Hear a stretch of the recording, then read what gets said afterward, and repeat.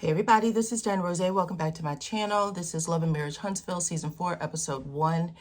And basically, frenemy. A friend of my enemy is not a friend to me. If you guys weren't Destiny fans last season, you won't be this season either because it's already showing us she's not solid. And if you were Destiny fans last season, everybody who was barking in the comments, well, you're attacking her character. Listen.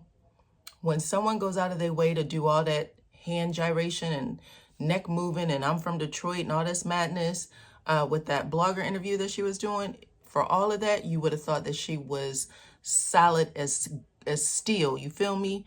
But she showed her hand, and for her to be like, I don't know, you have to ask Mel. Girl, no. But let's start it off. I'll get back into the Destiny thing in a minute, but starting it off is Marceau and Tisha. They have this very produced scene where they go to dinner and they want everybody to think that they are on the right track. Everything's good. Looking at each other's eyes, he's pulling chairs out for her. And then Marceau tells her that he's no longer depressed, basically. He went to Africa by himself. And Tisha was like, well, I wasn't, on board with that at the beginning, because I felt like you and I should have gone on that trip together, because everybody knows Tisha last season was saying they didn't do family vacations and things like that because he was so busy working. But this time he had just enough time in his schedule to take a break and go to Africa by himself. And Tisha said that she figured out a way to be fine with that. We don't know how, though. She didn't explain that part. But she said she approved.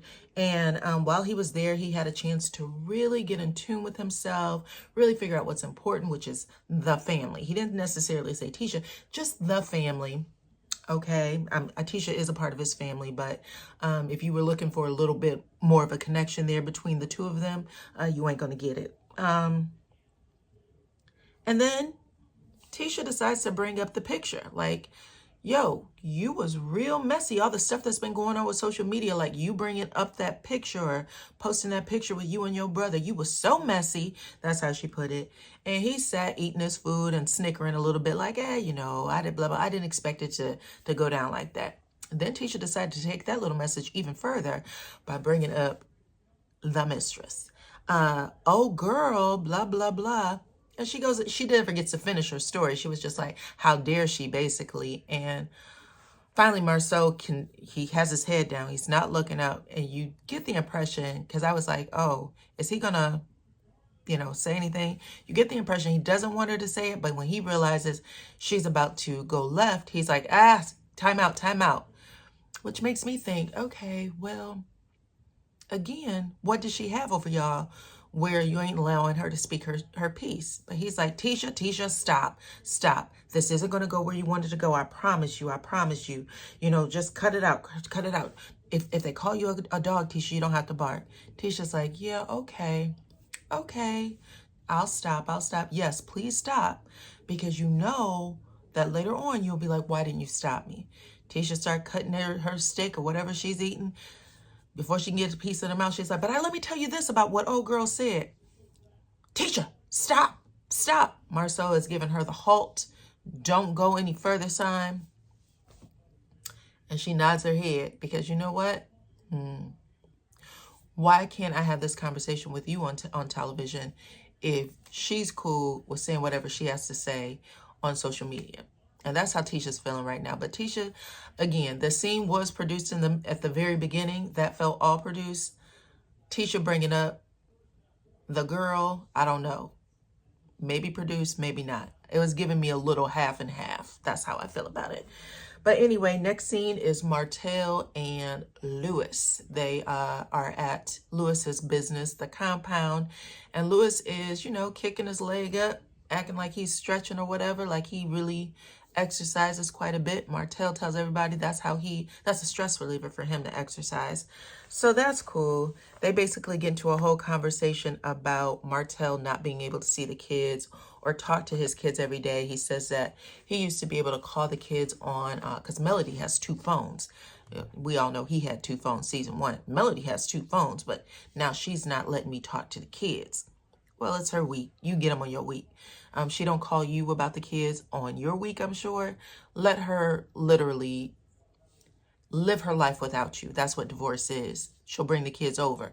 When you're together, when you were together as a unit, that was your opportunity to see and talk to the kids every day. Lewis kind of says that to him, like, yeah, being divorced is hard when you're together and that's what you're used to, then that's what you're used to. But when you're apart, you got to follow the rules that the court basically issues. That's what Lewis is saying. And I'm like, could you please let him know, Lewis, because he's a mess. But anyway, he goes on to say some more stuff, trying to bash Melody, saying, well, you know, she had an affair on me 5 years ago. And I do want to point out that prior to last season, he never said that the reason why he stepped out on Melody or that their relationship was, not on solid ground was because she had an affair. He always made it out like she wasn't giving him enough business, okay? Well, you never do this for me. You never do this for me. And she was like, listen, I never did it for you anyway, so what is your problem?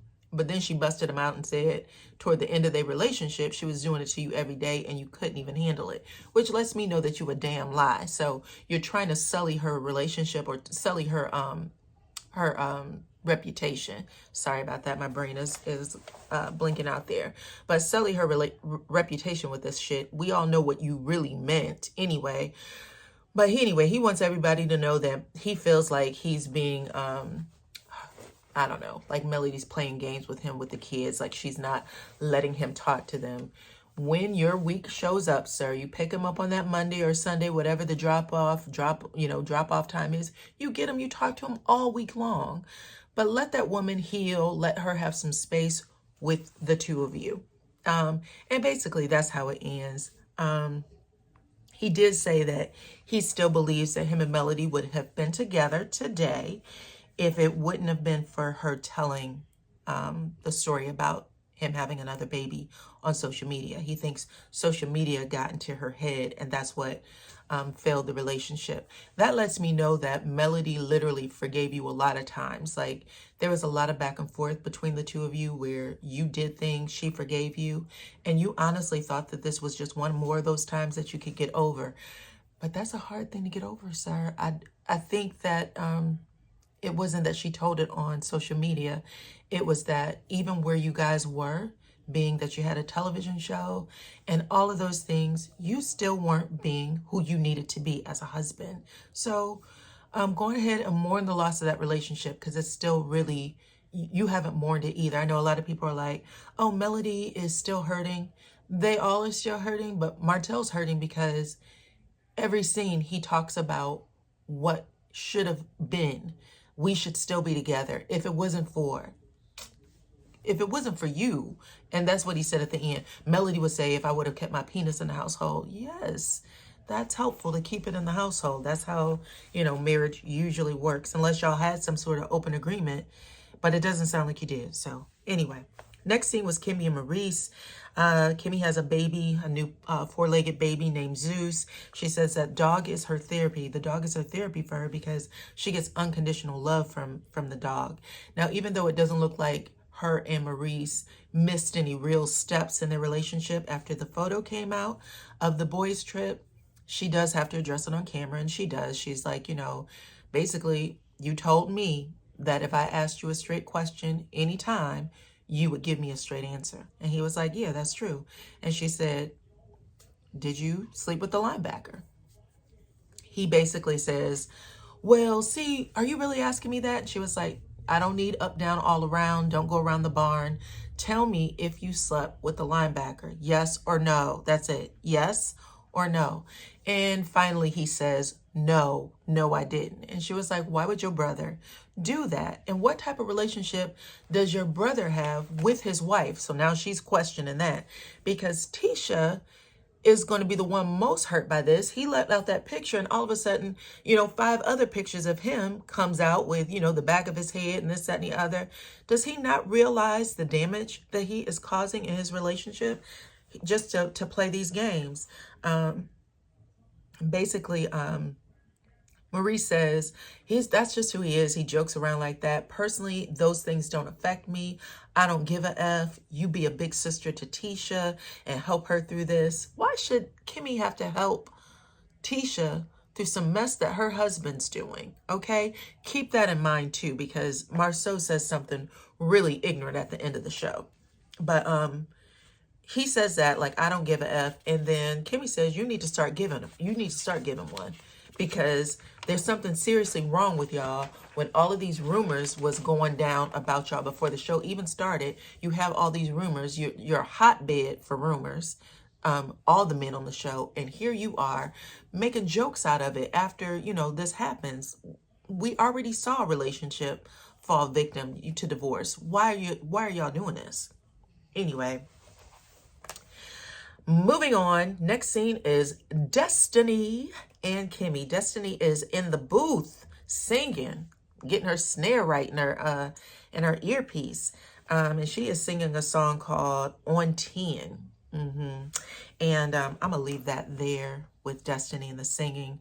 We got the real raw and uncut version of that song, but after they mix it and mix it again, then remix it, it will really sound good. I can hear that it's gonna sound good after they get finished with the masters. Okay, but Tisha visits because they're becoming, quote unquote, they're becoming good friends now. So Tisha goes in and she's like, oh, hey, friend. She's bopping to the song, letting her know, you sound good, girl. I support you. And Destiny sits down, talks to Tisha, and starts telling her, you know, after my divorce, I had a really hard time. I was on public assistance. I burned through my savings, my 401k. I didn't know if I was coming or going. I guess at a period of time, she had to close her store, Madani, because she said, you know, we reopened Madani. So when people were saying that that store was closed, it was closed. Now it looks like it's open now and they're back and doing their thing, but that's great. But again, with reality TV, you want to come across solid. And I know she's had a lot of backlash, and it probably felt like a really huge attack, being that that was the first time she was so consistently on the show and sharing her story. So I do feel for her that she had to experience that after having a baby, especially being that you were married and it sounded like y'all were living a decent life or a nice lifestyle, and to fall pretty hard having to you know, get on public assistance or whatever. So I totally do feel bad for her that she had to experience that. Looks like she's picking herself back up now. In the interview she did with the Love and Marriage Huntsville blogger, she said that she had, I guess, like not cameo, what do you call them? Like small roles on different TV shows and things. So she's always tried to act or be in the acting business, and then as well as singing. So her and Mel have that in common, but it doesn't sound like so much she's at an opportunity to talk to Mel, because she told Tisha that her and Mel has not talked since LA, which I guess that was where the reunion was filmed.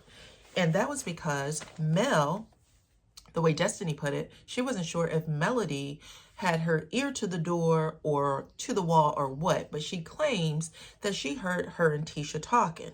And she put it like that about her. She was like, you know, we had brunch the next day, but, you know, basically she's not feeling me, because she was like, you're my, were talking about me to my enemy. She went, I didn't know that you two were enemies because you were at her house for Taco Tuesday. And Tisha says, I didn't know I was her enemy either. I don't consider her an enemy. Well, Tisha, at the reunion, you did do some shit that made you seem like you were an enemy. Y'all hadn't had any beef on season 3, and then y'all literally get on that stage. You was mean mugging her the entire time, making faces, rolling your eyes, and then you almost destroyed my marriage. All that nasty stuff when Melody was like, what are you even talking about? This isn't between, I thought we were good. I apologized to you. You took it all the way back to square one. Then when she was talking to Destiny, when Carlos was asking Destiny what is going on with you and Melody's friendship, you were butting into that too. So yeah, in that moment, no, you definitely didn't think she was your friend. So yeah, you are a frenemy. Destiny is a frenemy. Tisha is an enemy. She needed to correct herself because she messed up. She messed that relationship up. If she was serious about it going in the opposite direction, she definitely messed it up. So anyway, Destiny acts like she has no idea. She has no idea what is going on with her and Mel. And even though she's only known Mel for 5 years, Mel has a pattern over those 5 years. She has a pattern of these type of relationships. Well, during those 5 years, as Mel put it, that was when she was trying to figure out what was going on in her marriage. And when you are trying to figure out how to trust your husband again, the people who was holding his secrets may not be people you trust. So again, moving funny, because Destiny, who's from Detroit, who likes to keep it real, who was demanding all of these things from Tiffany, it sounds like you're a bully. It's not, you are the bully. You're the one who dropped the ball with that relationship. So she did not admit it, okay? So the other thing that Destiny said was that all Melody had to do to make this okay was have a grown woman conversation with her. Melody did have a grown woman conversation with you. When she was crying on your shoulder and telling you what was going on in her marriage, she was talking to you, confiding in you as a grown woman, and you listened. You put your ear to her mouth and you listened to everything she had to say, and you took it back to her enemy. Now, don't try to pretend like you didn't. She was like, all I asked Tisha was, what did I miss? You know damn well you didn't ask Tisha, what did you miss? And even if you did, you know that conversation carried into many other things, because in the director's cut that we all saw, Melody and Martell were going at it the entire show, so much so that they couldn't ask other questions of the other cast. So that's where you're wrong at. We all know it. You lied on TV because you wanted to make it seem like you were someone else. But you were like, basically, that's all Mel's relationships. Get out of here. Oh, Destiny, you better figure this one out, hun, because this puts you in a very, very bad light as far as I'm concerned. So the next scene we have is Kimmy and Melody. They are meeting at a place like a wine and charcuterie board, and they're going to make their own charcuterie. So they're there, and the premise of this meeting is that Mel is trying to find out if Kimmy is good after everything that went down with the picture being shown on social media and all of these allegations about Maurice, who is supposed to be the good brother, quote unquote. She wanted to say, are you good? Because Kimmy always checked on me. Mel said Kimmy always checked on me when, things was blowing up on the internet between her and her relationship. So Kimmy's like, yeah, you did. That's true. So they're making their stuff and they jump right into it. Are you okay? What happened? You know, it was crazy to me when I saw that Marceau had dropped that picture. She was like, yeah, it was crazy to me too. And I was not expecting the backlash to come at me the way it did. I was getting phone calls from all over, you know what I'm saying? Like, what's going on with y'all? And it, I did not know that it was going to be that harsh. And she was like, I don't know why Marceau dropped that picture when, in light of everything he tried to do, the backlash was basically on him. And Melody was like, have you heard from Tisha? She was like, well, I did. But she said, she didn't read the comments or anything like that. Mel rolls her eyes. And when I say rolls her eyes, I mean like a slot machine. Them eyeballs went all the way back. And she said, what's that for? I thought you and Tisha was good. And she was like, well, number one, I just like for people to keep it real. And she's not, because I saw her making comments in the comments. So she couldn't have done it unless she read it. She was like, she said something like, why is Martell and his girl got my name in their mouth or something like that. And I was like, well, damn, that's crazy. And Kimmy just opened her eyes, real big and was like, well, I don't know anything about that. So she's trying to stay neutral, but child, it's hard, I can tell. And then Melody goes on to explain, furthermore, Tisha and Destiny were talking about me when we were in LA at the reunion. I had a room that was adjoining to theirs, and I heard what they were saying through the door. She was like, I actually put my ear to the door. They was talking so damn loud about me.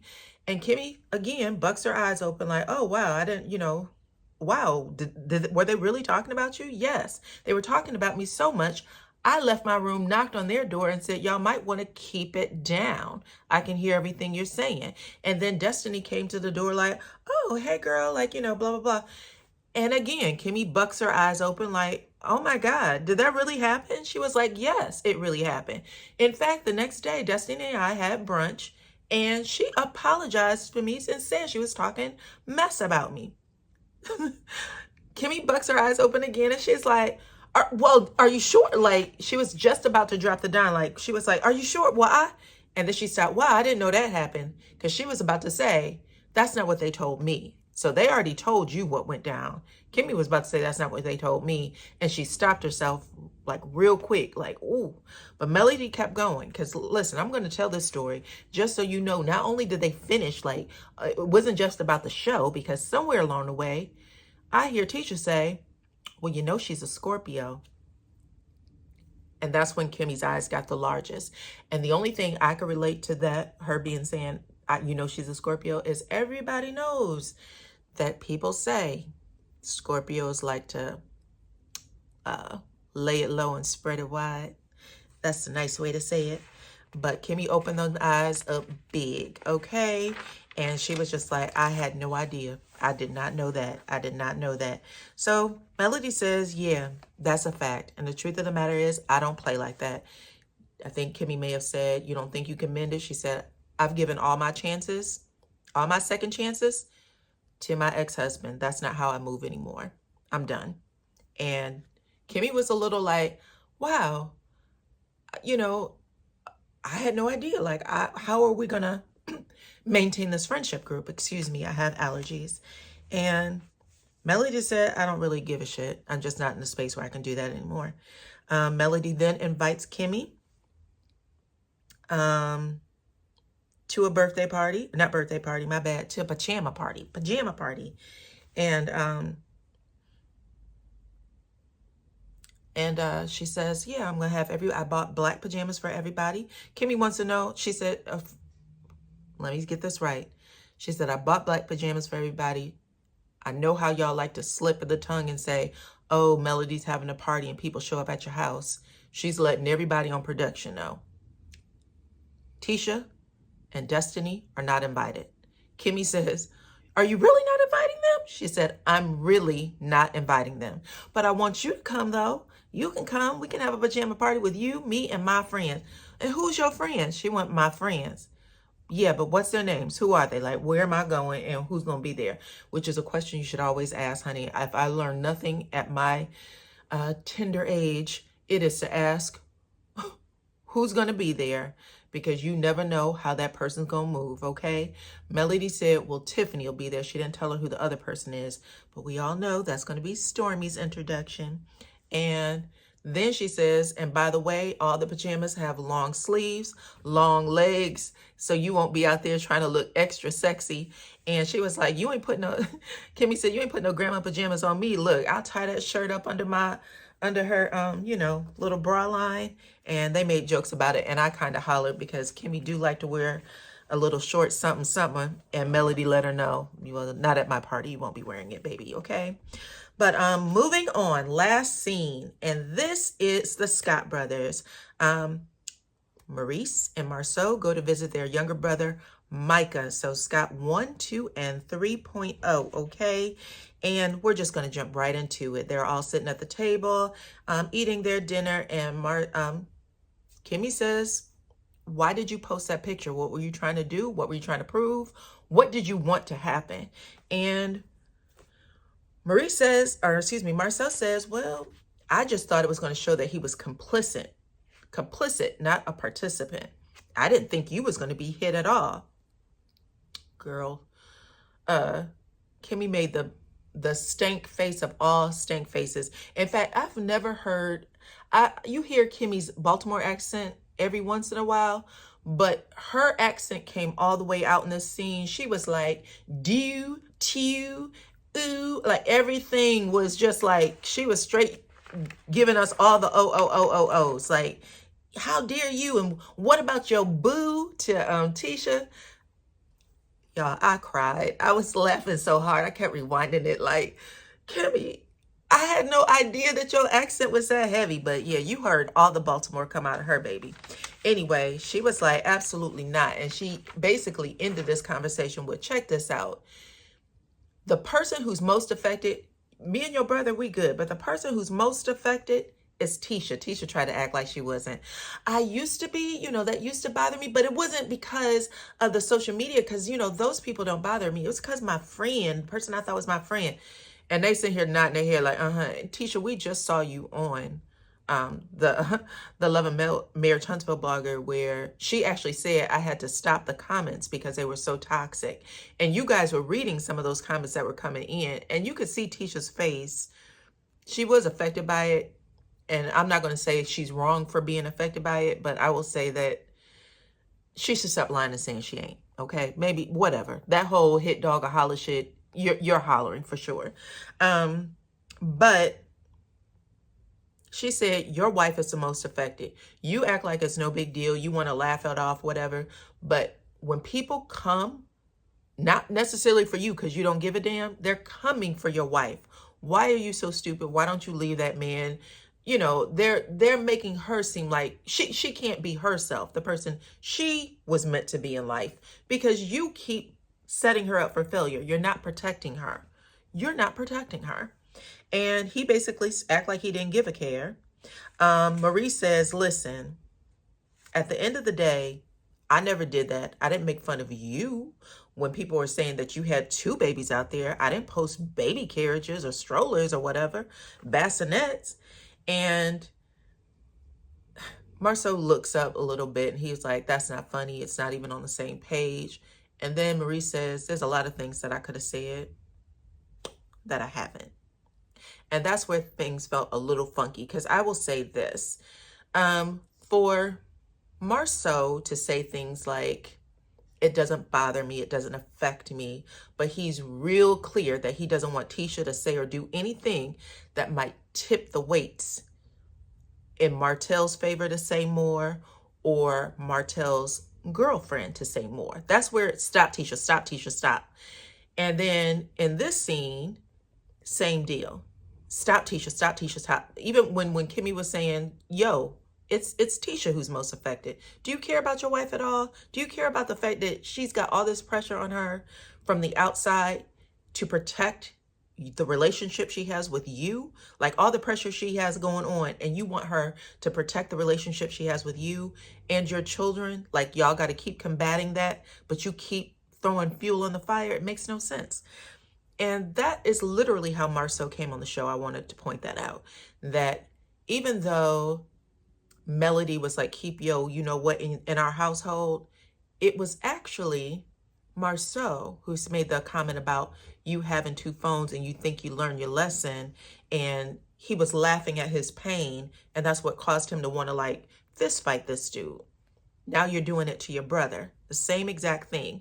And even though your brother's like, look, me and my wife don't have children, you guys got to sit down and talk to your children about that mess. We don't have like small children, even though, you know, they have, well, actually, my bad. They do have Monster, but I don't know how invested Monster is into that situation. So I guess they have to talk to them as well. But yeah, for me, when Marceau is telling everyone around them, don't act like a dog, when they call you a dog, don't bark. You do the same mess. You also poke the bear. Like, get yourself together. I don't know about Marceau. He says a lot of stuff where he's trying to, I don't know, teach people or push them into doing something one way, but he will do the exact opposite and then act like I don't care who gets affected by it. And I find that interesting. Don't y'all? Anyway, let me know what y'all think. Like, comment, subscribe. I will catch y'all on the next one. I actually want to do a live tomorrow, so I'm hoping that y'all watch this and maybe we can chit chat about it tomorrow. Okay? Yeah. See you on the next one.